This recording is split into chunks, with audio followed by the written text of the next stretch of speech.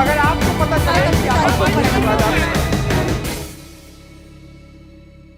कतई जवान समय है, ट्रेलर पर ट्रेलर रिलीज हो रहे हैं। कभी खबर आती है कि 18 से 22 सितंबर के बीच संसद का विशेष सत्र आयोजित होगा और फिर सूत्रों की पौबारा हो जाती है।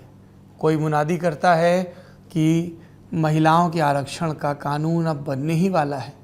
फिर एक सुर्गा आता है कि नहीं, यूनिफॉर्म सिविल कोड पर भी चर्चा हो सकती है।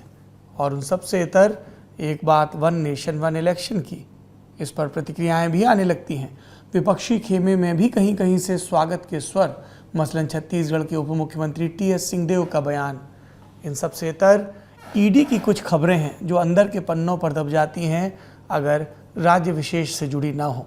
मसलन झारखंड के मुख्यमंत्री हेमंत सोरेन को समन, और मुंबई में होती है इंडिया गठबंधन की मीटिंग। तो एनडीए हो, इंडिया गठबंधन हो, जल्द चुनाव की संभावना हो या जो तैयार नहीं हैं उनके लिए आशंका हो, गठबंधन के दलों की जोर आजमाइश, सीट शेयरिंग के फॉर्मूले, पोचिंग भी, विपक्षी दलों से अपने पाले में सांसदों को लाना या सांसदों का टूटना, और इन सब के बीच राहत और रियायत के वादे और ऐलान।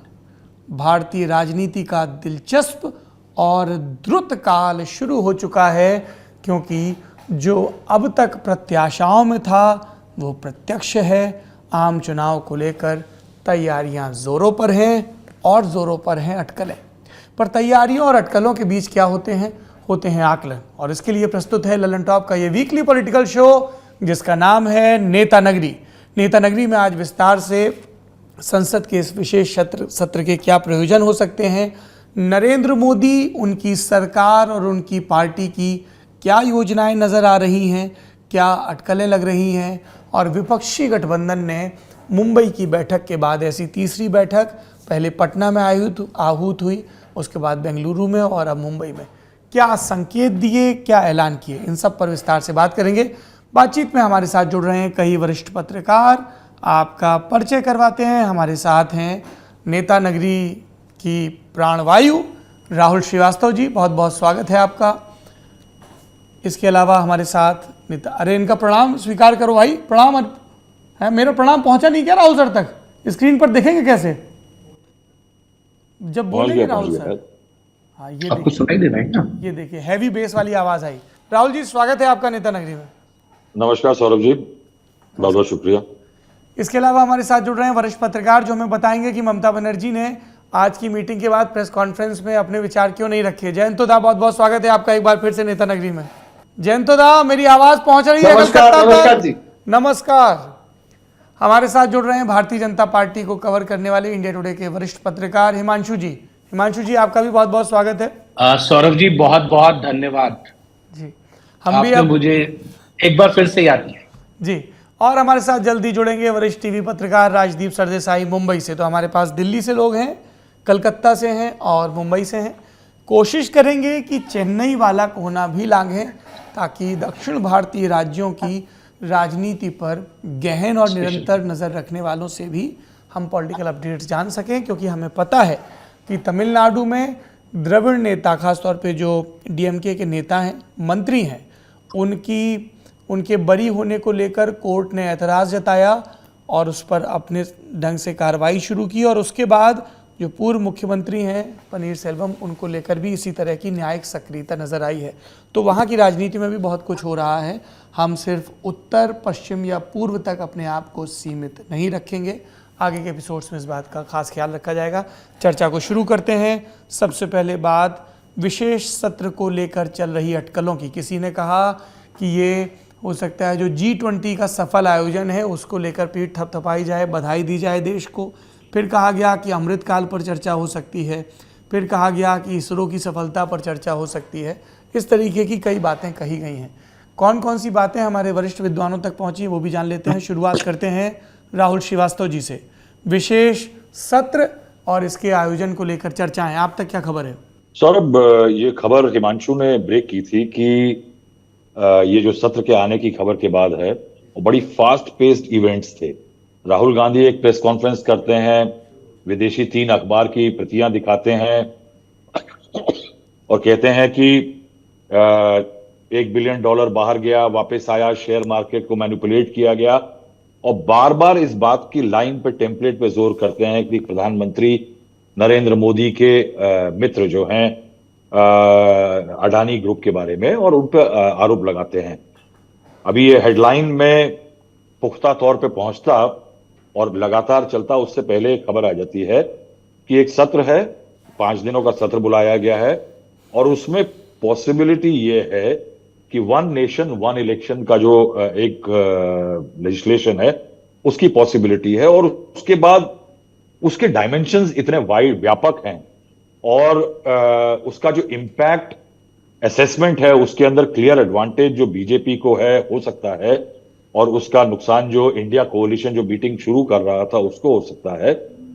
उसको लेने के बाद वो एक पॉलिटिकल चर्न जो आता है, तो मैं उस पर बाद में बात करूंगा, लेकिन मैं एक बात कहूंगा कि मेरे जो लगातार सूत्रों से जो बात हो रही है वो एक, बहुत सारे लोग एक बात कह रहे हैं कि जो मॉनसून सत्र अभी समाप्त हुआ, उस सत्र में एक इन द वर्क्स जिसे कहते हैं होने वाला कार्यक्रम जो था, वो ये पॉसिबिलिटी थी कि आखिरी दिन जो वैलेडिक्टरी एड्रेस होता है पार्लियामेंट का, समापन का जो संदेश होता है, वो आखिरी दिन जो है वो पार्लियामेंट की नई बिल्डिंग में होगा।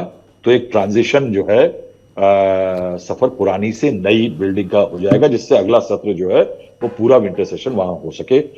वो ट्रस्ट मोशन का जो आपाधापी रही उसके कारण नहीं हो पाया, और सूत्रों का ये कहना है कि 5 दिन का सत्र है, और उसमें से अगर आप देखिए तो ये पॉसिबिलिटी है कि 2 दिन करीब ये डिस्कशन हो पुरानी पार्लियामेंट के अंदर, उसको नवाजा जाए कि किस तरह से इस पार्लियामेंट ने देश की डेमोक्रेसी में कंट्रीब्यूट किया, और वो एक ट्रिब्यूट होगा इस पुरानी पार्लियामेंट की बिल्डिंग को कि what was achieved in this old parliament building, क्या उपलब्धियां रही इस पिछली पार्लियामेंट की, लोकतंत्र, सरकारें और देश, ये तीनों कहां से कहां पहुंचा, और उसके बाद 2 या 3 दिन का काम किया जाए पार्लियामेंट के नई बिल्डिंग के अंदर, और एक सेरेमनी के जरिए मूव किया जाए, और उसके बाद ये काम किया जाए कि ये जो नई पार्लियामेंट है इसकी उपलब्धियां क्या हो सकती हैं, इसके पोटेंशियल क्या है, और एक काल जो जिसे सरकार अमृत काल कहती है, जो पॉलिटिकल ट्रांजिशनल पीरियड शुरू हो रहा है, वो उस पार्लियामेंट में कितनी पार्लियामेंट कितनी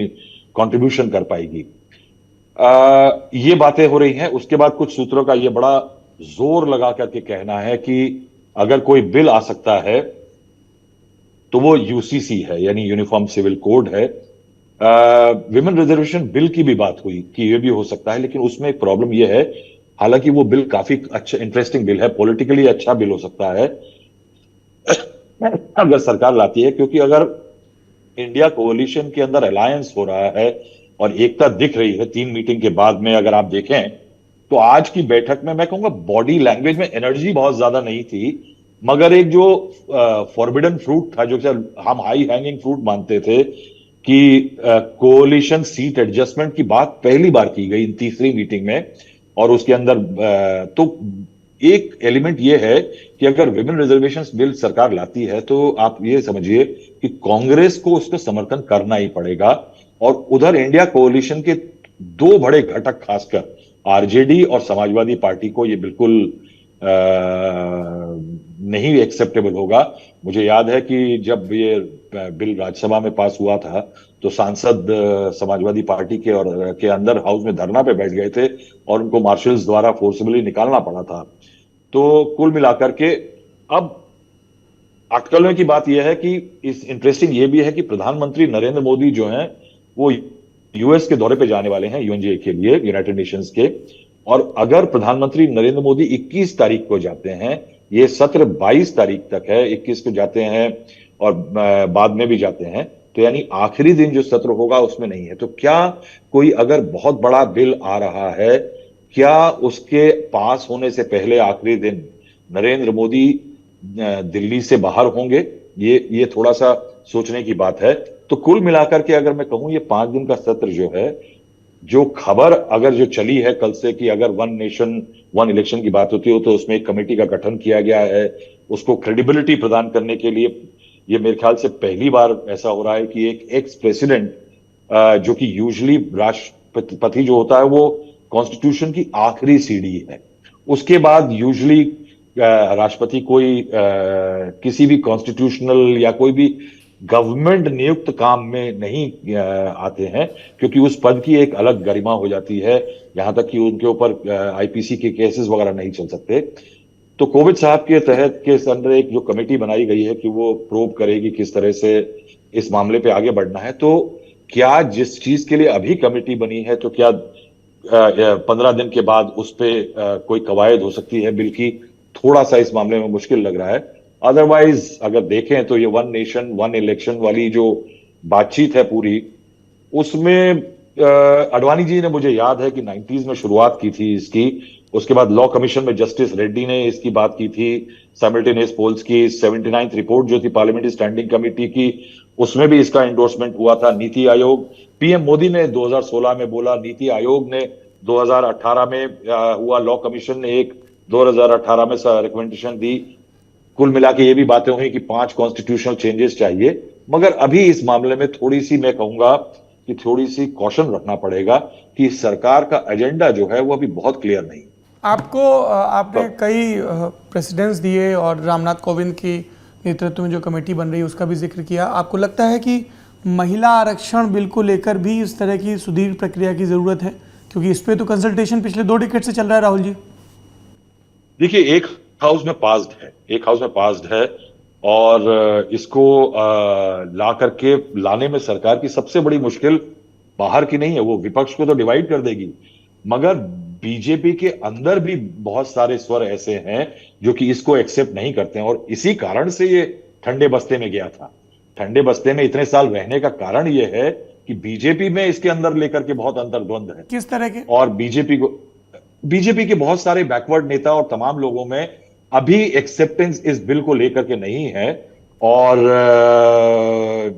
मुझे याद है कि एक समय आया था जब इसको लेकर के विरोध के स्वर बीजेपी के अंदर भी उठे थे और बीजेपी के कई नेताओं ने इस बारे में बात कही थी कि उनको इस बिल के बारे में शंकाएं हैं, वो नहीं चाहते हैं कि बिल आए। तो क्या सरकार एक ऐसा बिल लाना चाहेगी? हालांकि अगर कहें कि जो विप है नरेंद्र मोदी और अमित शाह का इस समय पे, क्या उनके खिलाफ विरोध के स्वर उठ पाएंगे? जी, मैं यही पूछने वाला था। क्या है कि पार्टी का जो पूरा वो जो ढांचा है, वो आज की तारीख में क्या ऐसा है कि पार्टी के अंदर विरोध के स्वर उठ पाएंगे? लेकिन सौरभ, एक बात तो है कि राजस्थान, मध्य प्रदेश और इन तमाम जगह के जो चुनाव है ना, इनमें बहुत सारी जगह पे नेता सिर्फ बीजेपी के नाम पे या मोदी के नाम पे नहीं जीतते। कुछ नेता ऐसे भी हैं जो कि अपने नाम पे जीतते हैं। और जो क्रिटिकलिटी इलेक्शन की इस टाइम पे है राजस्थान और मध्य प्रदेश, खासकर मध्य प्रदेश में, वहां एक एक सीट बहुत जरूरी है। और किसी वर्ग को नाराज ना करना या किसी वर्ग के नेता को नाराज करना बीजेपी के लिए बहुत क्रिटिकल टाइम है। उसके अलावा एक ऐसा इंस्ट्रूमेंट चाहिए जो कि पोलराइजेशन की एक मशीनरी को पेट्रोल दे सके, कि वो चल जाए। अब अगर यहां से बातचीत शुरू हो जाती है यूसीसी जैसे बिल पे, यानी ये लोगों की कवायद है, यानी मानसिक कवायद है कि लोग ये अटकलें लगा रहे हैं। मेरी काफी लोगों से बात हुई कि अगर बिल आएगा तो शायद यूसीसी आ सकता है कि उसको लाइए आप इधर, उसको मान लीजिए आप स्टैंडिंग कमेटी या ज्वाइंट पार्लियामेंट्री कमेटी बना करके भेज देते हैं, तो वो मामला एक तरह से गुनगुनाता रहेगा। और उसके बाद जब विंटर सेशन आए तो उस पर कवायद करिए कि भाई हमने तो स्टैंडिंग कमेटी में भेजा या एक ज्वाइंट पार्लियामेंट्री कमेटी को भेजा। तो क्या है, ज्वाइंट पार्लियामेंट्री कमेटी बड़ा इंटरेस्टिंग कॉन्सेप्ट होगा। उसके अंदर आने वाले सभी घटक दल, खासकर विपक्ष के जो हैं, वो उसका विरोध करेंगे। तो बिना, अगर उस पर बिल भी नहीं आता है तो वो एक, जिसे कहते हैं ना, इकोसिस्टम में रेजोनेंस जो आ जाती है, वो रेजोनेंस की जरूरत इस टाइम बीजेपी को है कि एक एलिमेंट ऐसा आ जाए जो कि सिस्टम को कहीं ना कहीं थोड़ा सा गर्मा दे। अच्छा, शुक्रिया राहुल जी, इस पर भी और भी चर्चा करेंगे। हिमांशु जी, आपने टीवी की न्यूज़ की दुनिया में जिसे ब्रेकिंग न्यूज़ कहते हैं, उस शैली में सबसे पहले ये खबर भी बताई और सूत्रों के हवाले से ये भी बताया कि वन नेशन वन इलेक्शन को लेकर कुछ हो सकता है। हालांकि सूत्रों ने उसके बाद 2 विकल्प और प्रस्तुत कर दिए कि यूसीसी पर बात हो सकती है और महिला आरक्षण पर भी बात हो सकती है। क्या जानकारी है हमारे पास? देखिए सौरभ जी, जो मुझे जानकारी है उसके अनुरूप मैं यही कह सकता हूं कि जो भी सरकार कदम उठाने जा रही है वो वन नेशन वन इलेक्शन पर जा रही है। उस खबर को और पुख्ता तब हो गया जब सुबह ये खबर आई कि देश के पूर्व राष्ट्रपति रामनाथ कोविंद की अध्यक्षता में एक कमेटी बनाई जाएगी। ये सही बात कही राहुल जी ने कि आज तक के इतिहास में कभी ऐसा नहीं हुआ कि पूर्व राष्ट्रपति की कुछ इस तरीके की भूमिका रही हो कि उनको किसी कमेटी का अध्यक्ष बनाया जाए जो किसी विषय को लेकर आगे बढ़े। अब सवाल ये है, यूसीसी, मुझे लगता है यूसीसी भारतीय जनता पार्टी अभी किसी तरीके से लाने के मूड में नहीं है, और भारतीय जनता पार्टी के शीर्ष नेतृत्व से भी अगर आप बात करेंगे तो वो यही कहते हैं हम लोग इसको स्टेट्स के जरिए अपने अपने जहां रूलिंग स्टेट्स है, बीजेपी शासित राज्यों की सरकारें हैं, उन पर पहले इंप्लीमेंट करेंगे। तो उसकी शुरुआत उत्तराखंड से होगी, उसके बाद गुजरात, फिर उत्तर प्रदेश, फिर आसाम। ये 2024 के लोकसभा चुनाव से पहले हो जाएगा। और मुझे जहां तक जानकारी मिल रही है, उस जानकारी के अनुरूप जो है वो इस मंथ के यानी इस सितंबर महीने के दूसरे हफ्ते तक उत्तराखंड की सरकार जो है यूसीसी की जो रिकमेंडेशंस है कमेटी की, उसको स्वीकार करते हुए उसको लागू करने का फैसला उत्तराखंड के परिप्रेक्ष्य में करेगी। दूसरी चीज जो मैं आपको बताऊं, वन नेशन वन इलेक्शन को लेकर सरकार इस पर काम कर चुकी है। नेशनल लॉ कमीशन की रिपोर्ट आ चुकी है, स्टैंडिंग कमेटी की रिपोर्ट है, 79th है। उसके अलावा एक चीज और है कि चुनाव आयोग ने भी एक सर्वदलीय बैठक बुलाई थी इस मुद्दे को लेकर, जिस पर बहुत से विपक्षी दलों ने इसका विरोध किया था, और उसके बाद इसको सरकार ने ठंडे बस्ते में डाल दिया था। लेकिन अब क्योंकि ये सारी चीजें हैं और सरकार की तरफ से ये खबर आ रही है कि देश जो है वो एक देश एक चुनाव की तरफ आगे बढ़ रहा है, लेकिन मुझे लगता है इसको भी इंप्लीमेंट करना और इसको लागू करवा पाना इतना आसान नहीं होगा, क्योंकि इसमें बहुत पेचीदगियां होंगी। 1952 के बाद जो 3 चुनाव हुए, यानी कि कुल 4 चुनाव जो है वो एक देश एक चुनाव पर होते रहे। उसके बाद माहौल बदलता गया, क्योंकि विपक्ष की जो स्ट्रेंथ है वो बढ़ती रही, कांग्रेस टूटती रही, कई प्रदेशों में जनसंघ सोशलिस्ट पार्टियों के मुख्यमंत्री बनते रहे, और फिर एक देश एक चुनाव से भारत के अंदर से वो ये कह सकते हैं कि खत्म हो गया। भारतीय जनता पार्टी इसको कई बार अपने मैनिफेस्टो में रख चुकी है। 2014 के मैनिफेस्टो में था, 19 के मैनिफेस्टो में था, और राहुल जी ने भी बताया कि 2016 में भारतीय जनता पार्टी की राष्ट्रीय कार्यकारिणी की बैठक में प्रधानमंत्री नरेंद्र मोदी ने इस बात का जिक्र किया था, और उन्होंने कहा था हमको इस पे आगे बढ़ना चाहिए। राज्यसभा के अंदर अपने एक भाषण के दौरान प्रधानमंत्री नरेंद्र मोदी ये बात कह चुके हैं। बाकी चीजें मैंने आपको बता दी, लेकिन इतना जरूर है, एक इंटरेस्टिंग चीज जो मुझे अभी इंफॉर्मेशन मिली और मैं ललन टॉप के जो दर्शक हैं उनके साथ शेयर भी करना चाहता हूं। इस पार्लियामेंट सेशन के जो स्पेशल सत्र बुलाया गया है, इसमें एक फोटो ऑप होगा लोकसभा और राज्यसभा के सांसदों का। अब संसद में इस तरीके के फोटो ऑप कब होते हैं? जब सांसदों की विदाई होती है। लेकिन मैं ये नहीं कह रहा कि कोई सरकार आगे आके ये कहे कि हम जो है अब प्री इलेक्शन चाहते हैं या हम वो कर रहे हैं। भारतीय जनता पार्टी के जो अगर शीर्ष नेतृत्व से आप बात करेंगे तो वो हमेशा एक बात को कहते हैं कि हम एक सेकंड के लिए भी वो सत्ता क्यों छोड़ दे जो जनता ने हमें दी है 5 साल के।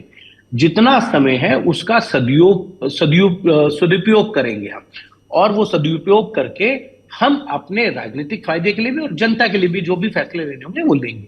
तो मुझे नहीं लगता कि मई से पहले, अप्रैल और मई से पहले किसी भी तरीके का कोई चुनाव जो है वो केंद्र सरकार चाहेगी। दूसरी चीज, हाँ इतना जरूर है कि ये एक बड़ी दिलचस्प चीज है कि सरकार अगर वन नेशन वन इलेक्शन का बिल लेकर आती है इसी उसमें संसद के विशेष सत्र में, तो वो एक तरीके से अपोजिशन पार्टीज को डेंट मारना, यानी कि उनमें फूट डालने की कोशिश की होगी। अखिलेश यादव इसका समर्थन कर चुके हैं। खैर आज छत्तीसगढ़ के जो उप मुख्यमंत्री हैं टीएस सिंहदेव, उन्होंने जो है आज तक से बात करते हुए पहले कहा कि वो उसका स्वागत करते हैं, लेकिन बाद में उन्होंने ये भी कहा ट्वीट करके कि उनके बयान को तोड़ मरोड़ कर पेश किया गया है। बहरहाल इतना जरूर है कि महिला आरक्षण बिल को लेकर भी मुझे नहीं लगता कि किसी तरीके से जो है सरकार चाहेगी, और राहुल जी इस बात को पहले ही कह चुके हैं कि बीजेपी में बहुत अंतर विरोध है। और मैं आप एक चीज जोड़ देता हूं जो शायद राहुल जी ने नहीं बताई, वो ये कि 2009 में जब राज्यसभा से ये बिल पास हुआ और लोकसभा में लाया जाना था, तो भारतीय जनता पार्टी के कुछ सांसद थे, उन्होंने विरोध किया था।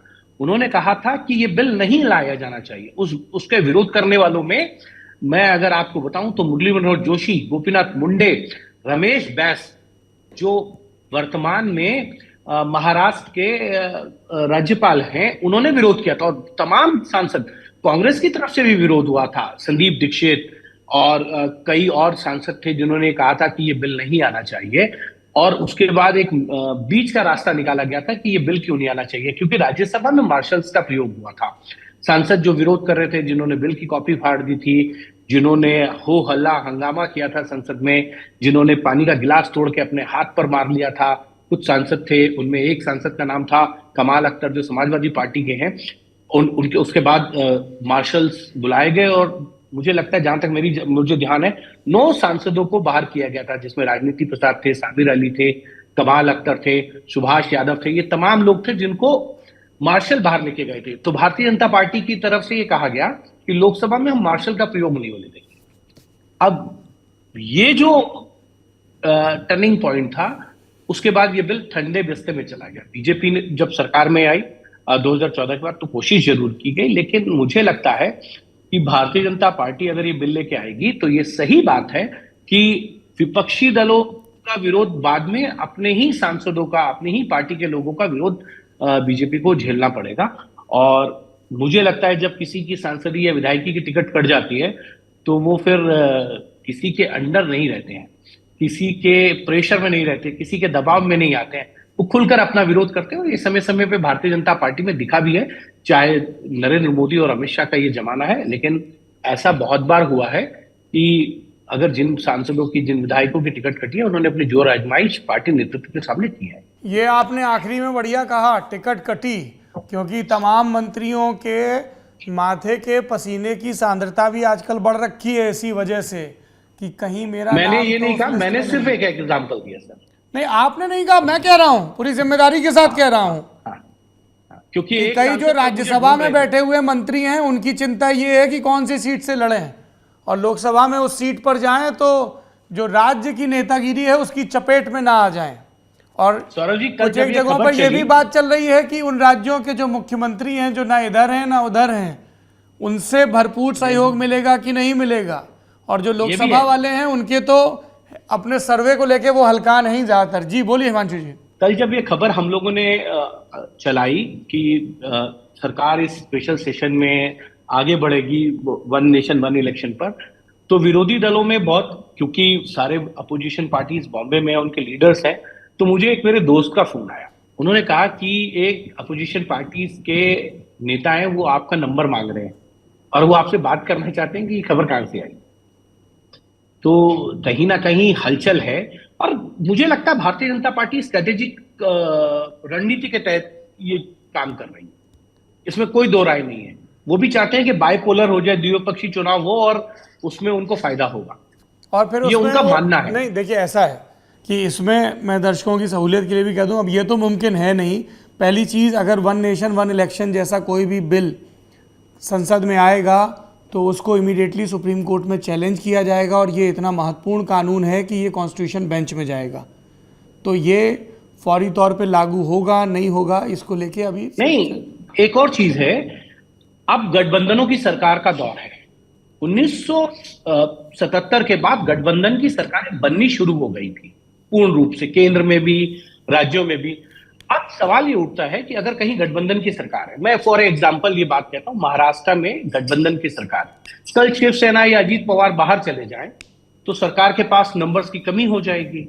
तो ऐसे में अगर नंबर नहीं होंगे तो वहां पे जो है बाई इलेक्शन होंगे तो कैसे 5 साल में करेंगे, उसका भी रास्ता आपको ढूंढना पड़ेगा। ये कुछ पेचीदगियां हैं जिनका निवारण जब तक नहीं होगा, ये one nation one election formula implement करना बड़ा मुश्किल होगा। आप जब तक टेन्योर फिक्स नहीं करेंगे, जब तक ये फिक्स जी। नहीं करेंगे कि मतलब अभी उनका वन इलेक्शन से मतलब साल में एक चुनाव है, साल 1.5 साल की पेरिफेरी में, क्योंकि लोकसभा के साथ होना है, उड़ीसा का चुनाव, आंध्र प्रदेश का चुनाव, उसके पहले इन 5 राज्यों के चुनाव हैं, मिजोरम, तेलंगाना, छत्तीसगढ़, मध्य प्रदेश, राजस्थान।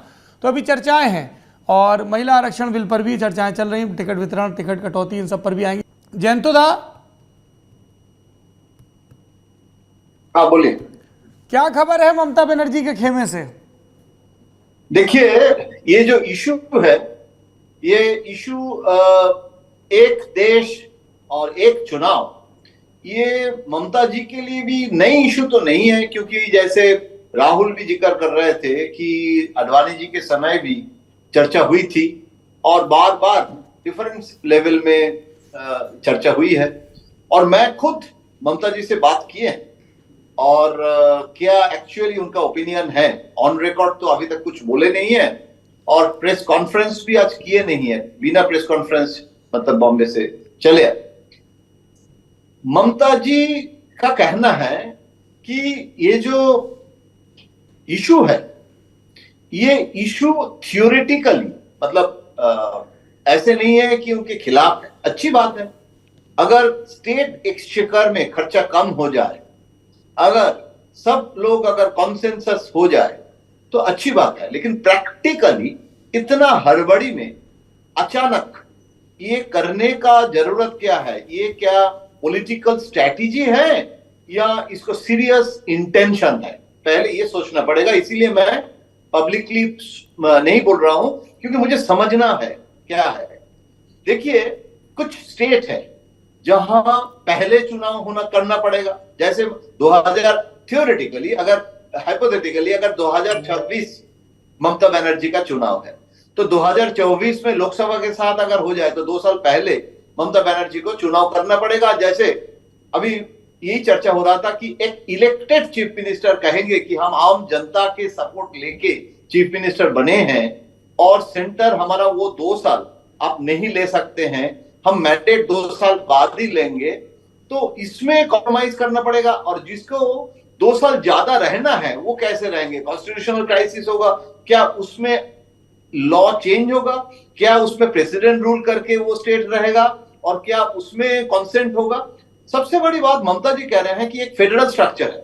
जैसे पॉलिटिकल अगर कहे, इसमें राजनीतिक फायदा के लिए भाजपा कर रहे हैं, जैसे वीपी सिंह मंडल किया था तो भाजपा ने कमंडल किया था, पोलराइजेशन हुआ, चुनाव हुआ, भाजपा का फायदा हुआ था और मंडल को भी सबको मानना पड़ा था। लेकिन उस समय वो फेडरल इशू नहीं था, मतलब वो स्टेट में इलेक्शन कमीशन तक क्यों रहा? अगर स्टेट का कोई ओपिनियन नहीं लेना है तो स्टेट में इलेक्शन कमीशन कॉन्स्टिट्यूशनली शुरू से है। तो स्टेट का एक फेडरल स्ट्रक्चर में चीफ मिनिस्टर सिर्फ नहीं, स्टेट गवर्नमेंट है, असेंबली है। तो वो असेंबली भी डिसॉल्व करने के लिए तो क्या इसमें ऑल पार्टी मीटिंग होगा? क्या ये चर्चा का विषय होगा? और आप जैसे कह रहे हैं सुप्रीम कोर्ट में अगर चले जाए तो मुझे लगता है ये अभी मई महीने के पहले तो लगता नहीं है, ममता जी को भी नहीं लगता है। लेकिन ऑपोजिशन इसमें ये दुविधा है कि अचानक ये इशू आने से कहां गया अडानी, कहां गया प्राइस राइज, इन्फ्लेशन और कहां गया जॉब सिक्योरिटी, नौकरी। अभी ये अगर सबसे बड़ी मुद्दा हो जाए और इसमें अगर ध्रुवीकरण होता है और ऑपोजिशन अगर इस ट्रैप में फंस गए और इनके खिलाफ ज्यादा समय बिताया तो वो तो भाजपा के लिए स्ट्रैटेजी लिए वो सूट करता है। तो सवाल इसीलिए ये है कि और इसमें इंटेंशन भी तो अच्छा है, कोई खिलाफ तो नहीं बोल सकते हैं, लेकिन इसमें फायदा, पॉलिटिकल फायदा किसका होगा वो अलग सवाल है और इसको कैसे इंप्लीमेंट किया जाएगा। और उसमें देखिए आज ऑपोजिशन में भी कोई ऑपोजिशन का कॉन्सेंसस नहीं हुआ, क्योंकि ऑपोजिशन के लीडर जैसे ममता को पूछा तो ममता ने कहा कि हमें तो पता ही नहीं है, ये तो मीडिया में एक्सक्लूसिव कर दिया है हमारे आज तक। तो उसके बाद सब लोग किए हैं, लेकिन मीडिया का स्टोरी के आधार पर हम स्टेटमेंट कैसे करेंगे? सरकार तो कम्युनिकेट नहीं किए हैं ना। अभी पार्लियामेंट का सेशन का भी नोटिफिकेशन और क्या होगा एजेंडा, ये तो अभी तक हमें पता नहीं है। तो हमारे जो पार्लियामेंट्री लीडर है लोकसभा का, राज्यसभा का, उसके पास आए कि ये एजेंडा है, तब हम ऑपोजिशन के फ्रंट में इसमें रेजोल्यूशन की बात करेंगे। तो इसीलिए कोई सवाल ही नहीं है। तो इसीलिए मुझे लगता है अभी ये एक मास्टर स्ट्रोक हो गया है बीजेपी के तरफ से कि ऑपोजिशन जिस समय मोदी जी के खिलाफ सबसे ज्यादा मीडिया अटेंशन ले रहे थे, वो मीडिया अटेंशन ले लिया अभी ये इशू। तो ये पॉलिटिकली सूट करता है बीजेपी को, लेकिन इस समय मई महीने के पहले इतना मतलब हड़बड़ी में इसको इंप्लीमेंट होगा ऐसे तो नहीं लग रहा है जी। और ये जो इंडिया गठबंधन की बैठक हुई उसके बारे में भी तो बता दीजिए कुछ।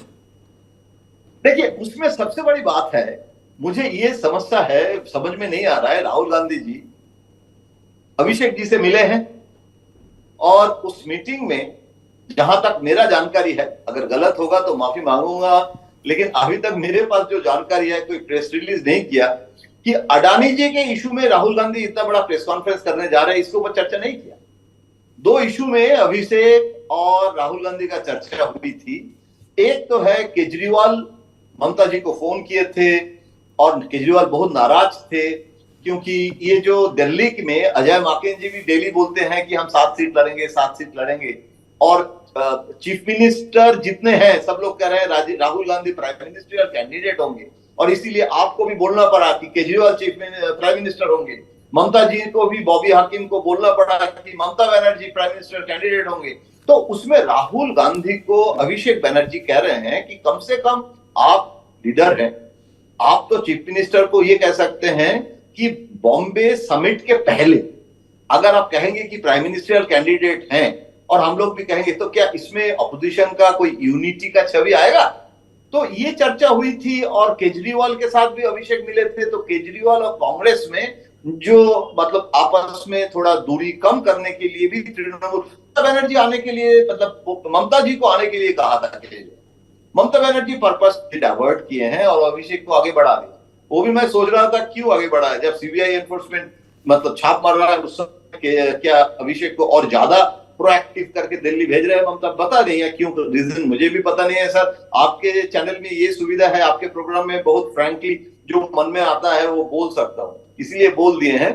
लेकिन इस समय कांग्रेस अडानी के इशू में ममता जी का कहना है कि हम लोग अडानी प्राइम मिनिस्टर रिलेशनशिप आप कह सकते हैं, लेकिन न्यूज़पेपर के आधार पर जब 2G स्पेक्ट्रम हुआ था तो क्या प्रतिपक्ष उस समय भाजपा था, Manmohan Singh was the target, Congress was the target, और अंबानी बोफोर्स में हिंदुजा टारगेट था या राजीव गांधी? तो आप अचानक जब हम लोग मोदी हटाओ देश बचाओ ये नारा लगाने का कोशिश कर रहे हैं, और हर स्टेट में अडानी का डेवलपमेंट का इशू है, केरला में भी है और बंगाल में भी पोर्ट है, तो डिफरेंट स्टेट गवर्नमेंट का इशू है, उसमें सीताराम येचुरी सपोर्ट कर सकते हैं, दीपंकर भट्टाचार्य सपोर्ट कर सकते हैं, लेकिन ज्यादा से ज्यादा प्रतिपक्ष जो है वो अडानी का टॉप प्रायोरिटी देके मोदी जी वो कह रहे हैं कि ये टैक्टिकली रॉन्ग।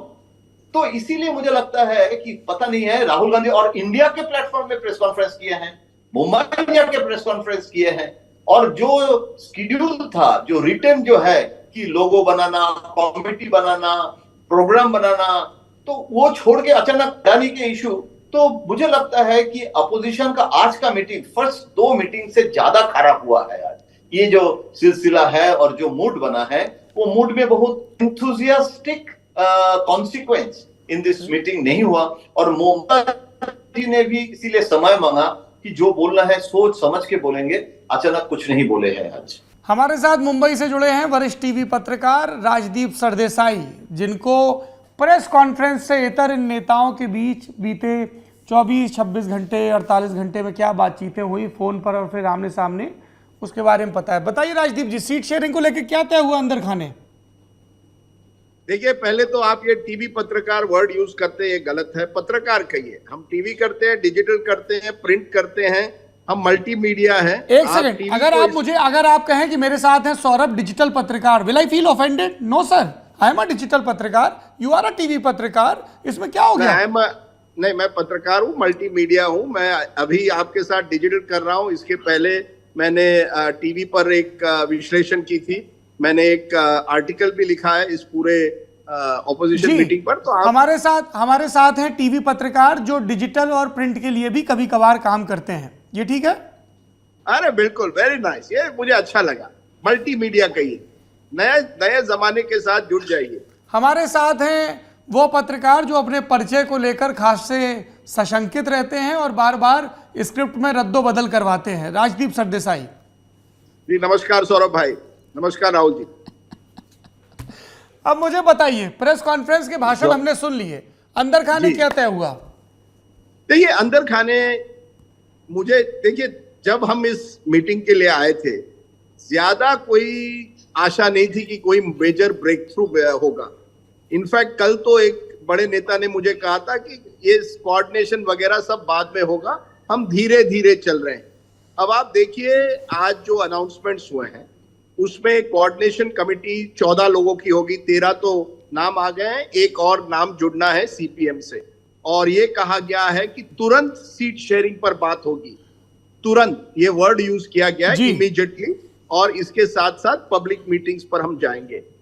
जो मुझे जानकारी है कि कुछ नेताओं में, जिसमें खासकर की जो क्षेत्रीय दलों से जुड़े हुए हैं और शरद पवार भी उनसे जुड़े हुए थे, लेकिन खासकर की ममता बनर्जी, नीतीश कुमार, इनका आग्रह था कि देखिए मोदी जी जो हैं वो जल्द से जल्द चुनाव करवाने की होड़ में हैं, वो शायद नवंबर दिसंबर में ही चुनाव करवा ले, हम और अब इंतजार नहीं कर सकते, जितना हम इंतजार करते हैं उससे देरी हो रही है। और उन्होंने खासकर की कांग्रेस पर दबाव लगाया कि देखिए सीट शेयरिंग की बात अब शुरू करते, क्योंकि कांग्रेस के जो नेता थे वो मुझे लगता है इतने रेडी नहीं थे कि तुरंत आप सीट शेयरिंग करिए।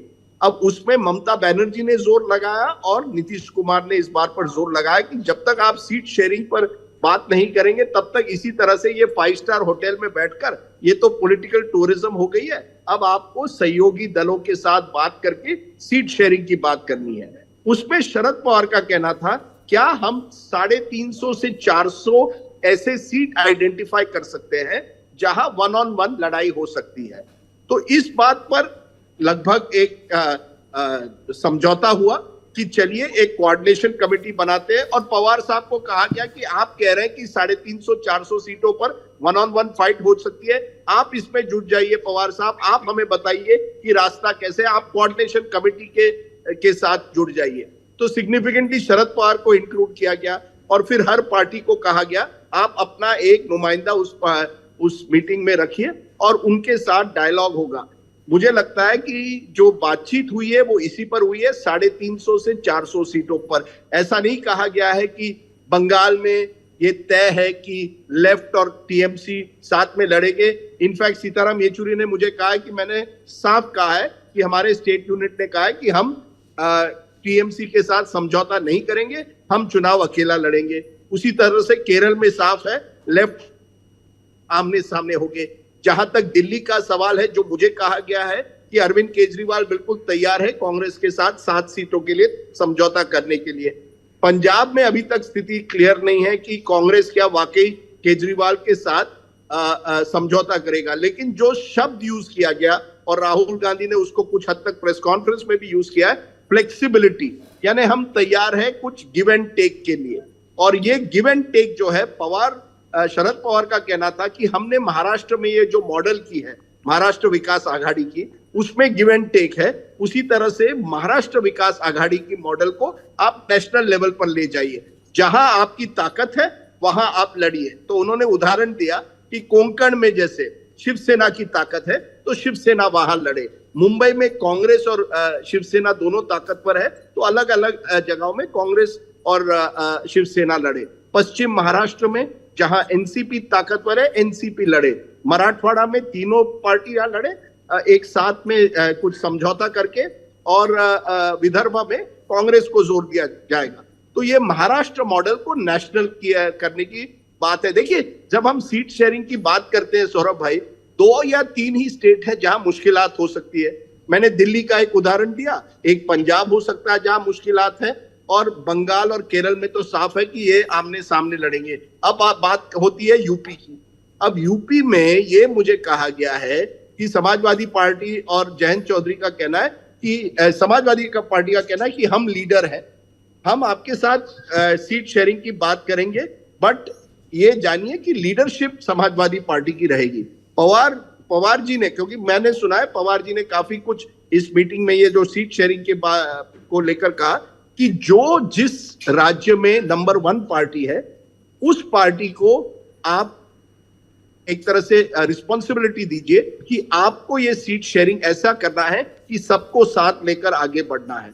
तो ये बात सीट शेयरिंग की हुई, मुझे लगता है ये थोड़ी फास्ट फॉरवर्ड हुई, क्योंकि ये जो डर कल से हुआ है कि मोदी जी दिसंबर के महीने में चुनाव करने जा रहे हैं, स्पेशल सेशन बुला रहे हैं, इससे ममता खासकर की कन्विंस्ड है कि मोदी जी कुछ भी कर सकते हैं अगले 2 महीने में और चुनाव जल्द से जल्द दिसंबर के महीने में कर सकते हैं। नहीं तो तय था कि इस मीटिंग में एक रोड मैप तैयार करना, सीट शेयरिंग की बात नहीं हुई थी। लेकिन जब कल शाम ये बात दिल्ली से आती है स्पेशल सेशन, तो दबाव बढ़ा और कांग्रेस इस बात पर अब राजी हो गई है कि सीट शेयरिंग पर भी ठोस बातचीत हो सकती है। तो दैट इज द सिचुएशन कि एक कोऑर्डिनेशन कमेटी कम से कम अब बन गई है। इनका प्रॉब्लम क्या है सौरभ भाई, कि ये सीट शेयरिंग लीडरशिप के लेवल पर करना एक बात होती है, लोकल लेवल पर आप क्या करोगे। मैं उदाहरण देता हूं, मुझे कोई मुंबई कांग्रेस का नेता मिला, उन्होंने कहा हम समाजवादी पार्टी के साथ अगर समझौता करें, कुछ इलाके हैं जहां उनका जोर है मुंबई में, लेकिन हमारी लड़ाई उनके साथ है, कैसे हम उनके साथ बातचीत करेंगे। उन्होंने कहा लेकिन ये प्रॉब्लम ज्यादा एमएलए और महाराष्ट्र में जब राज्य चुनाव होंगे तब ज्यादा होगी, लोकसभा के लिए इतनी मुश्किलात नहीं होगी सीट शेयरिंग में। तो ये मैं समझता हूं एक बड़ा कदम लिया गया है मुंबई में, कि अभी तक हम सभी लोगों को लगता था यार ये इंडिया अलायंस जो है, जैसे ही बात होगी सीट शेयरिंग की ये कोलैप्स होगा। अब जो जिस तरह का माहौल बना है, एक अग्रीमेंट हो गई है, एक दिशा दी गई है और गांधी परिवार ने भी इसको बैक किया। ये बड़ी बात है, क्योंकि कांग्रेस आप देखेंगे सौरभ ज्यादातर प्री पोल अलायंस में विश्वास नहीं रखती, लेकिन जो हमें जानकारी है उन्होंने कहा ये कोऑर्डिनेशन कमेटी जो भी तय करे हम उसको एक तरह से स्वीकारेंगे और उसे हमारा पूरा हमें भरोसा है कि ये 350-400 सीटों पर हम 1 to 1 फाइट कर सकते हैं बीजेपी के खिलाफ। तो अब कितना वो जमीन पर कैसे ट्रांसलेट होता है, कांग्रेस कितना कंसीड करने के लिए अंत में तैयार होती है, आम आदमी पार्टी और कांग्रेस में क्या बातचीत होती है, ये बात की बात है। लेकिन कंपेयर टू प्रीवियस मीटिंग्स मैं कहूंगा इस मीटिंग में कुछ तो ठोस कदम लिए गए। अच्छा, और ये जो संसद का विशेष सत्र आयोजित किया जा रहा है, इसको लेकर क्या सोचते हैं आप? देखिए बड़ी ये तो क्रोनोलॉजी समझिए, मैं सुन रहा था हिमांशु जी और राहुल जी को बड़े नजदीकी से। कल सुबह क्या होता है, कल सुबह एक बड़ी खबर निकलती है कि अडानी जी पर ऑल रेवलेशंस हुए हैं। कांग्रेस 11 बजे प्रेस कॉन्फ्रेंस करती है, कई न्यूज चैनल्स उसको पिकअप करते हैं, कई वेबसाइट्स पिकअप करते हैं। 12 बजे ये कहा जाता है कि राहुल गांधी जैसे ही बंबई आएंगे प्रेस कॉन्फ्रेंस करेंगे, अडानी के विषय को उठाएंगे, तो और माहौल बनता है। 2-2:30 बजे खबर आती है कि एक स्पेशल सेशन बुलाया जा रहा है पार्लियामेंट का, और अटकलें लगाई जा रही क्यों स्पेशल सेशन 5 दिन, वो भी एक ऐसे समय जब गणेश चतुर्थी शुरू होनी है 19 तारीख को, 18 को आप ये सेशन बुला रहे हैं, तो कई अटकलें लगाई जा रही है। उस बीच में करीब 5-5:30 बजे ये खबर निकलती है 1 नेशन 1 इलेक्शन की बात होगी इस सेशन में। अब आप देखिए आज क्या हुआ है, एक कमिटी नियुक्त की गई पूर्व राष्ट्रपति के नाम पर। तो फिर तो ये लगता है कि ये अगर कमिटी नियुक्त की गई है तो इस बात पर तो चर्चा तो होनी नहीं है सेशन में 1 नेशन 1 इलेक्शन। तो ये क्या सब डाइवर्जनरी टैक्टिक था ताकि मीडिया का अटेंशन अडानी से हट जाए। यहां के सभी नेताओं को लगता है ये एक तरह से मोदी जी ने हेडलाइन मैनेजमेंट की है, लेकिन कुछ नेताओं का ये डर है कि मोदी जी 2 बड़ी चीजें ला सकते हैं, एक विमेन्स रिजर्वेशन, दूसरा ओबीसी रिजर्वेशन, कि ओबीसी के लिए हमारे पार्लियामेंट्स और असेंबलीज के लिए हो जाए। अब उसका आप क्या जवाब दोगे, क्योंकि ओबीसी आज डोमिनेंट एक तरह से पॉलिटिकल फोर्स बन गई है और कोई उसका विरोध नहीं कर सकता। यह भी चर्चा में है कि यूनिफॉर्म सिविल कोड पर बहस हो, और कुछ नेताओं को लगता है, जैसे मैंने जब लालू जी से बात की तो लालू जी को लगता है अरे वो तो मोदी जी केवल अपनी वाहवाही के लिए स्पेशल सेशन बुला रहे हैं चंद्रयान और G20 के बाद। लेकिन एक नर्वसनेस जरूर है विपक्षी दलों में, हालांकि ये प्रेस कॉन्फ्रेंस होती है और उन्होंने कहा मोदी जी का मुकाबला करेंगे। नर्वसनेस इस बात की है कि वो नहीं जानते कि मोदी जी लास्ट मिनट पर 18 तारीख को करते क्या है, और इसी वजह से जैसे मैंने कहा उन्होंने अपना प्रोग्राम थोड़ा फास्ट फॉरवर्ड किया। लेकिन यहां अटकलें लगाई जा रही है कि ये स्पेशल सेशन जो बुलाया गया है सौरभ, वो शायद कुछ ऐसे लेजिस्लेशन को लाना जिससे विपक्ष उसको तुरंत विरोध नहीं कर पाएगा। आप आज की तारीख में कांग्रेस, सोनिया गांधी ने तो बार बार कहा कि 33% रिजर्वेशन होना चाहिए। अगर मोदी जी लाते हैं तो आप उसका विरोध कैसे करेंगे? अगर मोदी जी कहते हैं कि 27% हमारे असेंबलीज में और पार्लियामेंट में ओबीसी के लिए रिजर्व करना है, तो कौन उसको अपोज कर सकता है जब ऐसे समय में जब विरोधी पक्ष तो कह रहे हैं कि कास्ट सेंसस होना चाहिए। तो ये डर जरूर है, नर्वसनेस का ये डर है कि मोदी जी कुछ ऐसी चीज ना कर पाए जिसका विरोध ये ऑपोजिशन पार्टीज नहीं कर पाएगी और नैरेटिव पूरी तरह से मोदी जी की तरफ हो जाएगा। तो 18 को क्या होता है ये बहुत बड़ी बात है। अभी मैं जयराम रमेश से बात कर रहा था, उनको पूछा कि आज आप इंटरव्यू दे दीजिए, उन्होंने कहा नहीं मैं इस पर नहीं इंटरव्यू दूंगा, मैं स्पेशल सेशन पर आपसे 15 तारीख को इंटरव्यू दूंगा, क्योंकि तब पता चलेगा कि मोदी जी क्या करने जा रहे हैं। तो ये नर्वसनेस है कि अगले 15 दिन में क्या बड़ी अनाउंसमेंट हो सकती है सरकार के द्वारा। जी शुक्रिया राजदीप। राहुल जी आप कुछ जोड़ना चाह रहे थे इसमें? सौरभ, एक इतिहास रहा है अगस्त के सितंबर के महीने में स्पेशल सेशंस का, बड़ी इंटरेस्टिंग स्टैटिस्टिक्स मिलती है अगर आप देखें तो। अगस्त 14-15-1947 ट्रांसफर ऑफ पावर, अगस्त 14-15-1972 25 साल इंडिपेंडेंस के, अगस्त 9 1992 में हुआ 50वीं एनिवर्सरी क्विट इंडिया मूवमेंट, अगस्त 14-15-1997 50 साल ऑफ इंडिपेंडेंस, जून 23 को हुआ था 2017 में आपका जीएसटी, ये एक अलहदा मुद्दा था जीएसटी का। एक अगस्त 26 सितंबर 1 तक हुआ था, एक 62 में हुआ था नवंबर के महीने में इंडो चाइना वार पे जी जंग को डिस्कस करने के लिए। 1 नवंबर 2015 में हुआ था बाबा साहब अम्बेडकर के 125वीं जयंती के लिए।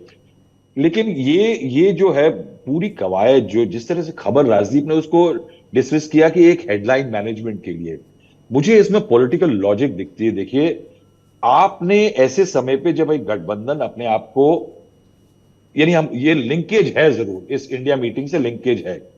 राजदीप ने कहा कि एक स्ट्रैटेजी बन गई है कि हम अलायंस करेंगे, लेकिन अगर आप सारे स्टेटमेंट में देखें तो सबसे स्पष्ट स्टेटमेंट जो है, ये मैं पिछली मीटिंग के बाद भी मैंने कहा था, वो सीताराम येचुरी की थी। आज भी सबसे स्पष्ट स्टेटमेंट जो अलायंस है उस पे सीताराम येचुरी की है और उसके बाद राहुल गांधी की है। सीताराम येचुरी ने कहा है कि अलायंस होंगे, स्टेट टू स्टेट वेरी करेंगे, जो कमेटी है स्टेट लेवल की वो डिस्कशन करेंगी और अलायंस जो होंगे वो स्टेट्स की कमिटीज तय करेंगी। यानी कहीं पे कोई एक ओवर आर्चिंग अलायंस का जो स्ट्रैटेजी वो नहीं बनेगी, वो स्टेट पे होगा। यानी उन्होंने दरमियानी एक दरवाजा खोल के रखा है कि बंगाल में भाई हमारी टेरिटरी में कोई ना आए, हम लड़ेंगे, केरल में ना हो। हाँ, विवाद के जो एरियाज हैं उनको मिनिमाइज करने की बात है। अगर आपको याद हो तो बंगलोर की मीटिंग के बाद मैंने एग्जैक्टली यही बात कही थी कि ये फैसला हुआ है, तो वो जो बिहाइंड द सीन फैसला था आज उसको ला करके सामने खड़ा किया गया है, क्योंकि एक इंक्रीमेंटल मूव दिखाना है। ये दिखाना है कि हम आगे बढ़े हैं और उसको एक वो अमली जामा पहनाने के लिए एक कोऑर्डिनेशन कमेटी है। देखिए उसमें अभिषेक जी का आना है। आप एक इंटरेस्टिंग चीज नोट करिए कि इस कमेटी के अंदर आपको कहीं पे भी इसमें 4 मुख्य लोग जो है, 4-5, जो राहुल नहीं है, खड़गे साहब नहीं है, नीतीश नहीं है, ममता नहीं है और केजरीवाल जी नहीं है। आप देखिए कि ये बड़े नेता अपने आप को अलग रख रहे हैं क्योंकि दे हैव टू कैंपेन। तो क्या है कि कोऑर्डिनेशन जो है वो सेकंड रंग के पास जा रहा है। अगर इसको ऐसी एक कवायद हो रही है जहां अपोजिशन थोड़ा जुड़ता दिख रहा है, चाहे इंक्रीमेंटल बेबी स्टेप ले रहा है लेकिन ले रहा है, ऐसे टाइम में जो हिमांशु की खबर ब्रेक की हुई थी उसकी एक पॉलिटिकल लॉजिक है सौरभ। देखिए, अगर आपके मन में यह बात बिठा दी जाए कि चुनाव जल्दी हो सकते हैं या स्टेट असेंबलीज और लोकसभा साइमल्टेनियस सिंक्रोनाइज्ड मैनर में हो सकते हैं, तो आपको याद रखिए कि एक बहुत ही बड़ी चुनौती है विपक्ष के सामने कि वो इलेक्शंस को कैसे मैनेज करेगा। ये 1967 के बाद से जो सिलसिला टूटा इस देश में, जो सरकारें बर्खास्त की गई, हालांकि पंजाब की गवर्नमेंट पहले हो गई थी मेरे ख्याल से 52 में, if I am not wrong, लेकिन बाद में जो सिलसिला टूटा वो 68, 67 के बाद से टूटा साइमल्टेनियस इलेक्शंस का। आज की स्थिति जो ऐसी आई है पॉलिटिकल, वो बहुत इंटरेस्टिंग है सौरभ। उसमें क्या है कि अगर आप बात भी शुरू कर देते हैं और लोगों को आपके बारे में शक ये हो कि हमको नुकसान पहुंचाने के लिए नरेंद्र मोदी कुछ भी कर सकता है, तो एक स्थिति उठती है कि अगर मैं कर्नाटक का मैं हिसाब लूं तो कर्नाटक के अंदर असेंबली इलेक्शन जो हुए और लोकसभा, उनके अंदर दोनों मिलाकर के करीब 3000 कैंडिडेट्स ने चुनाव लड़ा था। अगर आप मोटी मोटी बड़ी पॉलिटिकल पार्टीज का एक कोalition लेते हैं, तो अभी राजदीप ने इंटरेस्टिंग बात जो कही कि असेंबली में ये उतना मैटर प्रॉब्लम नहीं, ज्यादा प्रॉब्लम करेगा, लोकसभा में नहीं करेगा, मगर अगर साइमल्टेनियस इलेक्शन होते हैं तो ये बात कि कोई भी नेशनल मुद्दा है या नेशनल लीडर है वो ज्यादा मेमोरी में प्रिवेल करेगा किसी इलेक्शन में, और स्थानीय इशू जो लोकल इशू पे इंडिया जो कोalition है वो लड़ना चाहता है, जबकि बीजेपी हाइपर नेशनल इश्यूज पे लड़ना चाहती है, उसमें उसके अलावा ये भी हो जाएगा कि वो इशू गड्ढमड्ढ हो जाएंगे, कैंडिडेट्स का सिलेक्शन जो है उसमें प्रॉब्लम आएगी। क्या है, बीजेपी लोगों को कंफ्यूज करने के नजरिए से अगर इस कवायद को शुरू कर रही है कि क्या हो जाएगा, तो उसमें एक परेशानी का सबब है। दूसरा जो परेशानी का सबब मैंने रिसर्च करी कि अगर लोकसभा इलेक्शन 2024 देखें तो उसके अंदर करीब 30,000 करोड़ का पॉलिटिकल पार्टीज का कंजर्वेटिव एस्टिमेट है इलेक्शन कमीशन जैसों का, वो खर्च हुआ था। 2019 आते आते ये 60,000 करोड़ हो गया। नाउ 1951-52 में जब 52 में चुनाव वगैरह हुए तो 1874 कैंडिडेट थे पूरे देश भर में, 11 करोड़ के करीब का खर्चा हुआ था। 2019 आते आते 610 पार्टीज ने चुनाव लड़ा, 9,000 कैंडिडेट थे, 60,000 करोड़ का खर्चा हो गया। अब आप सोचिए कि अगर पार्टीज को यह सोचना है कि देयर इज ए पॉसिबिलिटी कि चुनाव इकट्ठे हो सकते हैं, तो फंड्स के मामले में अगर मैं कैंडिडेट ढूंढ के लाना मेरे लिए मुश्किल होगा, अलायंस बिठाना मुश्किल होगा, फंड्स का सोचना मुश्किल होगा, क्योंकि अगर टोटल हम आज के पॉलिटिकल पार्टीज का 2022 का उनका माली हालत देख लें तो जो 9,000 करोड़ के करीब का टोटल पॉलिटिकल फंड है पार्टीज में, उसमें 57% बीजेपी के पास है, 5,500 करोड़ का करीब का बीजेपी के पास है। It is also a matter of funding. So it's, हालांकि ये है बड़ी कॉम्प्लेक्स एक्सरसाइज, मगर to let the cat among the pigeons अगर आप छोड़ दें तो कहीं ना कहीं पॉलिटिकल पार्टीज का डिस्ट्रस्ट नरेंद्र मोदी और बीजेपी में इतना ज्यादा है इस समय, and they start thinking about it, and आप अपनी स्ट्रैटेजी को ट्वीक करने में लग जाएंगे, तो कहीं ना कहीं मैं ये कहूंगा कि ये टेस्ट बैलून जरूर हो सकता है to unnerve the opposition and confuse the opposition. Thank you Rahul ji. इसी के साथ हम नेता नगरी की ये चर्चा समाप्त करते हैं, पर इन सारे राजनीतिक घटनाक्रमों को लेकर आपकी क्या राय है कमेंट बॉक्स में ज़रूर बताएं। क्या आपको लगता है नरेंद्र मोदी सरकार ने अडानी प्रकरण पर हेडलाइन मैनेज करने के लिए पूरी कवायद की? क्या आपको लगता है कि अपनी वाहवाही करवाने के लिए ये नया सत्र आहूत किया जा रहा है जिसमें G20 समेत और विषयों पर बात होगी?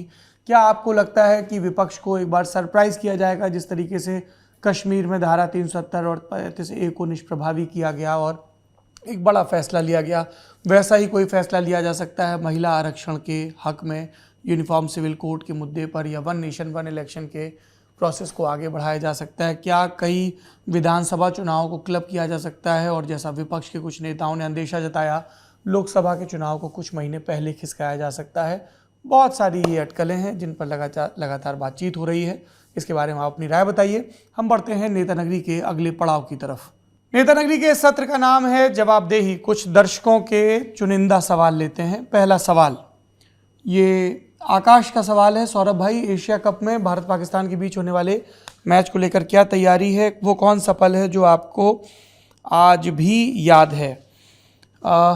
हमारी याद गुरु बहुत पीछे तक जाती है। हमने सुना था अपने बुज़ुर्गों से, जावेद मियांदाद ने चेतन शर्मा की गेंद पे छक्का मारा था। हमने देखा था Benson and Hedges cup, world cup जो हुआ था ऑस्ट्रेलिया में, उसमें सचिन तेंदुलकर ने 50 मारी थी और भारत ने पाकिस्तान को हराया था। पर मुझे लगता है कि भारत पाकिस्तान के मामले में, वनडे क्रिकेट के मामले में जो 3 सबसे यादगार मैच हैं, और इसको लेके हम में से ज़्यादातर लोग सहमत हो सकते हैं।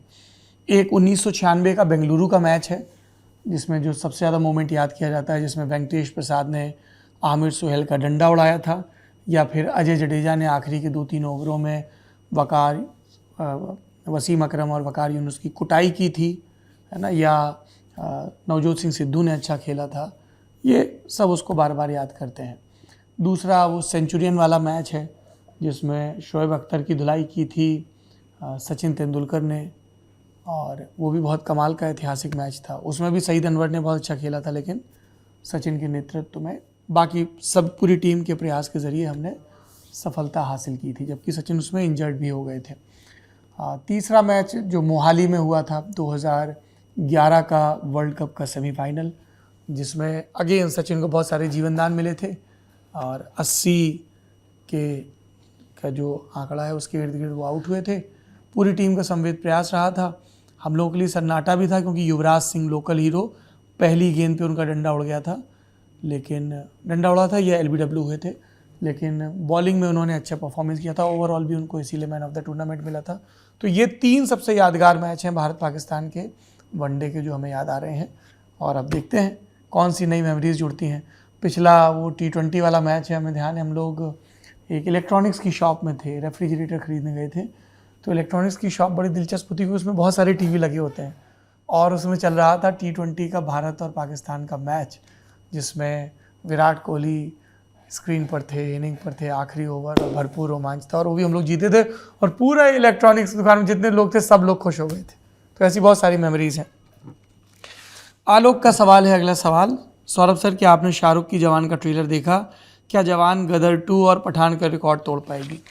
शाहरुख खान की फिल्मों पर किसी भी तरह की बात करना शाहरुख खान के समर्थकों की ट्रोल आर्मी और शाहरुख खान के विरोधों की ट्रोल आर्मी को इकलौते न्योते में ही आमंत्रित करने जैसा होता है।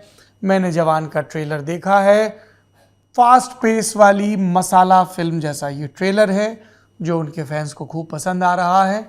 ट्रेलर को देखकर आपको मनी हाइस्ट के प्रोफेसर की भी याद आती है, चार्लीज एंजल्स की भी याद आती है, और भी कई फिल्मों की याद आती है। लेकिन ये शाहरुख खान का फॉर्मूला है जो अब तक दर्शकों को पसंद आ रहा है, ख़ासतौर पर पठान की सफलता के बाद। रिकॉर्ड तोड़ पाएगी नहीं तोड़ पाएगी, ये बॉक्स ऑफिस के कलेक्शन पर नज़र रखने वाले और उसके मैनिपुलेशन को समझने वाले बेहतर बता पाएंगे। पर फिल्म जब रिलीज़ होगी तो अपन देखने जाएंगे। प्रशांत जंघेल का सवाल है अगला। लल्लन टॉप की ओरिजिन स्टोरी जानना चाहता हूँ, जैसे कि इस आइडिया की शुरुआत कहाँ से हुई, नाम के पीछे की क्या कहानी है, क्या मुश्किलें आई, इतना लंबा सफ़र कैसे तय किया, क्या सीखा? सीख तो प्रशांत भाई लगातार रहे हैं। बाकी लल्लन टॉप के शुरू होने की जो कहानी है उसको कभी किताब की शक्ल में लिखा जाएगा, ये सवाल खूब पूछा जाता है, और इस कहानी में कई दिलचस्प पड़ाव हैं। तो उसे जवाबदेही के एक सवाल में सीमित करना उस प्रक्रिया के साथ, साथियों की उस मेहनत के साथ अन्याय होगा। तो कभी समय लगेगा, जीवन रहेगा तो ज़रूर बताएंगे विस्तार से असली कहानी। मनीष का सवाल आप सभी से पूछना चाहता हूं, आप नोटा के विकल्प पर कभी बात क्यों नहीं करते? क्या ये इतना गया गुजरा है? मुझे तो भारतीय चुनाव प्रणाली में क्रांति जैसा लगता है। मनीष जी, मैं भी नोटा के विकल्प को बहुत दिलचस्प मानता हूं। मैंने कुछ एक चुनाव में इसका इस्तेमाल भी किया है। ये आपको अपने गुप्त मतदान से रिवील कर देता हूं।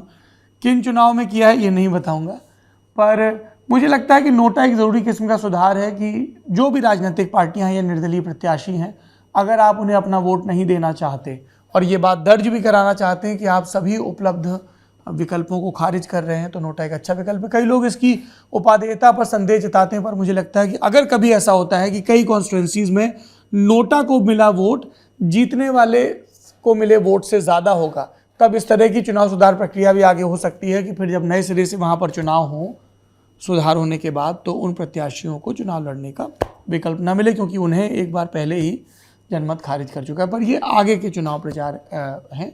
नोटा को लेकर जब भी चुनाव पर बात होती है, इसीलिए जिन एक सीटों पर नोटा को खूब वोट मिलते हैं उनका जिक्र भी किया जाता है। और क्या होता है, दूसरी चीज़ ये है कि नोटा से इतर भी सिर्फ नोटा दबाने से काम नहीं चलेगा। अगर आप बाकी अपनी डेमोक्रेसी में और सुधार चाहते हैं तो जो भी चुनाव सुधार से जुड़े हुए एडवोकेसी ग्रुप्स हैं उनको सपोर्ट करें, और जो प्रत्याशी हैं, क्योंकि नोटा सर्वश्रेष्ठ विकल्प नहीं है, एक सामान्य आदर्श परिस्थिति में, उससे अच्छा विकल्प ये है कि जो अलग अलग राजनीतिक दलों के या निर्दलीय प्रत्याशी हैं उनसे आप पूछें, उनसे संवाद करें और उनको बताएं भी कि क्यों आप उनसे खुश या नाखुश हैं। ये बहुत ज़रूरी चीज़ है। अगले सवाल की तरफ चलते हैं। मोहन सिंह का सवाल, कोटा में पढ़ने वाले नौजवान जान दे रहे हैं, आप लोग इस पर आवाज़ क्यों नहीं उठाते हैं? मोहन जी, हमने इस पर आवाज़ उठाई है, ललन टॉप शो किया है, हमारी टीम की साथी सोनल ग्राउंड पर गई हैं, तो आपको फाइनल रिपोर्ट भी नज़र आएगी। आप आश्वस्त रहिए।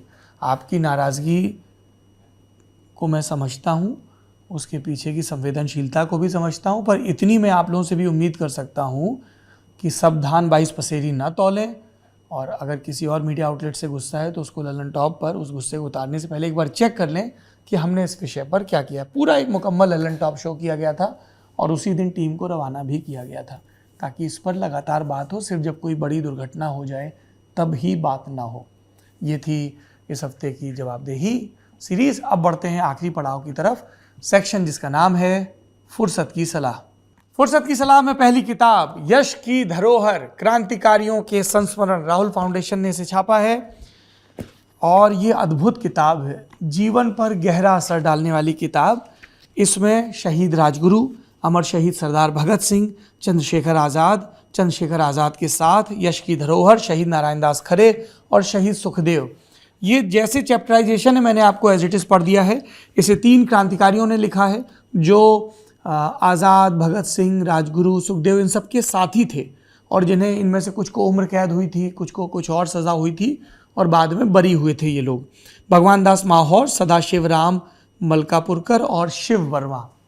इतनी आत्मीयता से भरे संस्मरण है। मैं आपको कुछ संस्मरण सुना देता हूँ। आप ये कल्पना कर सकते हैं कि जिस दिन सैंडर्स का वध हुआ उस दिन सुबह सवेरे क्या हुआ। उस दिन सुबह सवेरे आज़ाद और भगत सिंह का झगड़ा हुआ। क्यों झगड़ा हुआ? झगड़ा हुआ गुड़ खाने को लेकर। भगत सिंह देख रहे थे कि आज़ाद अपना प्रिय भोजन कर रहे हैं और प्रिय भोजन क्या था? रात की सूखी रोटी और गुड़ की कुछ ढेलियाँ। तो भगत सिंह गए, चुहल करते करते उन्होंने गुड़ की एक ढेली उठा ली।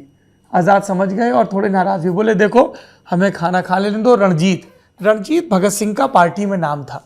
हमें तंग ना करो, दिक ना करो, लुक ना करो। ये खालिस बुंदेली शब्द है। चंद्रशेखर आज़ाद लंबे समय तक झांसी, ओरछा जैसे इलाकों में रहे तो बुंदेली भाषा का खूब असर था उनके बोलने पर। भगत सिंह नहीं माने, इधर उधर की बातें करते रहे, फिर एक गुड़ खा लिया। चंद्रशेखर आज़ाद बिगड़ गए, उन्होंने पूरा गुड़ फेंक दिया आंगन में। फिर किसी तरह से भगत सिंह ने, रणजीत ने उन्हें मनाया, गुड़ वापस लाया गया। वो फिर खाने लगे, पर खाने ही जा रहे थे कि फिर भगत सिंह ने टोक दिया, बोले अरे पहले धो तो लीजिए पंडित जी गुड़ को। और इस तरह से उनका भोजन पुराण आगे बढ़ा। इसी तरह से एक बार दोनों लोग एक दूसरे की मालिश कर रहे थे। पहले पीठ पर तेल लगाया गया, फिर बाजुओं पर तेल लगाया गया और फिर जोर आजमाइश शुरू हो गई। और फिर भगत सिंह ने उठा के चंद्रशेखर आज़ाद को पटक दिया और फिर दोनों खिलखिला के हंसने लगे। इस तरह के कितने ही प्रसंग हैं जो इन क्रांतिकारियों के बारे में हमें बताते हैं। सुखदेव का ये सोचना कि लोग उनकी वेशभूषा पर इतनी बात क्यों करते हैं, पुरानी टोपी पहने हैं तो पहने हैं, पुराना पैजामा पहने हैं तो पहने, और उसके ठीक नीचे बहुत सुंदर नए जूते पहने तो पहने, बहुत उनको टोक होती थी। और राजगुरु के हसोड़पने के किस्से तो खूब चलते हैं। वो बड़े नाराज़ हुए कि उनसे पहले भगत सिंह को शहीद होने का मौका क्यों मिल रहा है। कहा गया कि साहब पार्टी के मिशन को बताना है, अदालत में जब पेशी होगी तो वो बताना बड़ा ज़रूरी है व्यवस्थित ढंग से, हिंदी में, अंग्रेज़ी में। तो बोले ये कौन सी बात है, अगर मैं संस्कृत के श्लोक रट सकता हूँ तो 3 पन्ने का बयान भी तो रट सकता हूँ। इस तरह के कितने ही प्रसंग उन मतवालों के बारे में जिनकी ज़िंदगी का एक मिशन था कि बरतानिया दास्ता से हम मुक्त हों। यश की धरोहर ज़रूर पढ़िए, strongly recommended. If you have to read 1 book this year, एक किताब पढ़नी है इस दिन, इस सप्ताह, इस महीने, इस बरस में, तो वो ये किताब होनी चाहिए। दूसरी किताब, ये अंग्रेज़ी की किताब है, अनुवाद हुआ है जापानीज से अंग्रेज़ी में। तोशिकाजु कावागुची की ये किताब है, before the coffee gets cold, tales from the cafe. सोचिए आप एक कैफ़े में जाते हैं और मेन्यू के ज़रिए आप ऑर्डर प्लेस कर सकते हैं अतीत में जाने का। You can order your past. कैसी होगी वो आवाजाही, किन लोगों से जाके मिलेंगे आप, जबकि आपको पता है कि आप अतीत में जा तो सकते हैं पर कोई बदलाव नहीं कर सकते हैं, अपना वर्तमान भी नहीं बदल सकते हैं। क्या आप किसी अफसोस को नए सिरे से जिएंगे, क्या किसी सुख को, क्या किसी दुख को? कुछ किरदार हैं, एक कैफ़े है जापान के एक शहर में जहाँ ये जाते हैं, अपने गम को गलत करने के लिए, अपने गिल्ट को दूर करने के लिए। ये आवाजाही अतीत और वर्तमान की चलती है और बहुत ही दिलचस्प ये आख्यान बनता है और बहुत ही सुंदर शब्द चित्रात्मक वर्णन है इसका। तीसरी किताब शी द लीडर। ये किताब निधि शर्मा ने लिखी है, पॉलिटिकल जर्नलिस्ट हैं, और इसमें कई महिला नेताओं के बहुत ही दिलचस्प प्रोफाइल हैं। किताब इंदिरा गांधी और सुचेता कृपलानी से शुरू होती है और आखिरी में स्मृति ईरानी, सुप्रिया सुले, कविता कल्वकुंतला, कनिमोझी, इन सब तक आती है। इसमें से मैं आपको कुछ प्रसंग बता देता हूँ, जैसे मायावती गेस्ट हाउस कांड के बाद 3 जून 1995 को उत्तर प्रदेश की मुख्यमंत्री बनती हैं। सुबह वो शपथ लेती हैं। उन दिनों उत्तर प्रदेश के राज्यपाल थे मोतीलाल वोरा, कांग्रेस के नेता, उस समय गवर्नर हाउस में थे, नरसिम्हा राव के भेजे हुए। रात में 11 बजे उनके बेडरूम का फ़ोन घनघनाता है। स्टाफ सूचित करता है कि मुख्यमंत्री आपसे मिलने आई हैं। एक तो समय, दूसरा इस तरीके से बिना किसी अपॉइंटमेंट, पूर्व सूचना के मोतीलाल वोरा बाहर आते हैं। उन्हें बताया जाता है कि मुख्यमंत्री और उनके सहयोगी बोलते हैं कि उन्हें अपनी जान का खतरा है। गौर करिए, स्टेट गेस्ट हाउस कांड हो चुका है, मायावती मुख्यमंत्री की शपथ ले चुकी हैं, लेकिन वो अभी भी अपनी सुरक्षा को लेकर आशंकित हैं और पूछा जाता है कि क्या वो आज की रात यहीं गवर्नर हाउस में रुक सकती हैं अपने और सहयोगियों के साथ। और उसके बाद गेस्ट हाउस गवर्नर हाउस का खुलवाया जाता है। ये प्रसंग है इस किताब में, बसपा के एक नेता के हवाले से निधि ने लिखा है। इसी तरह से प्रतिभा पाटिल, इन सबको हम लोग राष्ट्रपति के तौर पर जानते हैं, उसके पहले ये भी गवर्नर थी, पर 1980 में प्रतिभा पाटिल का नाम तय होते होते रह गया था महाराष्ट्र की पहली महिला मुख्यमंत्री के तौर पर। अभी तक महाराष्ट्र में महिला मुख्यमंत्री नहीं हुई है। यहाँ से सीताराम केसरी को रवाना किया गया था ऑब्जर्वर के तौर पर, लेकिन इंदिरा गांधी ने प्रदेश के कुछ नेताओं की सुनी और नए सिरे से एक ऑब्जर्वर को, एक केंद्रीय मंत्री को रवाना करने का निर्देश दिया गया। लेकिन उस केंद्रीय मंत्री के प्लेन को जानबूझकर डिले कर दिया गया और केसरी को बोलकर ऐलान करवा दिया गया अब्दुल रहमान अंतुले का, जो कि संजय गांधी की पसंद थे। इस तरह के कई प्रसंग हैं प्रतिभा पाटिल से जुड़े। स्मृति ईरानी हो, कन्वई हो, इन सब का राजनीतिक जीवन, जब कोई महिला इतने सारे झंझावातों को झेलकर, इतने सारे विरोधों को झेलकर राजनीति में आगे बढ़ती है, तो जो चुनौतियां उनका सामना करना पड़ता है, उन सब के बारे में इस किताब में विस्तार से बात है। और अच्छी चीज़ ये है इस तरह किताबों की कि चूँकि कई अलग अलग पॉलिटिशियंस के बारे में, तो वो आपके ऊपर दबाव नहीं कि आप पहले पन्ने से ही आखिरी पन्ने तक जाएं। आप सबसे पहले जो किताब को पढ़ने का इस तरह की चैप्टराइजेशन में तरीका भी हो सकता है, जो भी आपको नेता पसंद है या जिसमें भी आपकी दिलचस्पी ज़्यादा है, आप सीधे उनका चैप्टर पढ़ सकते हैं और उसके बाद दूसरे चैप्टर्स की तरफ जा सकते हैं। इस पर जल्द ही किताब वाला भी होगा।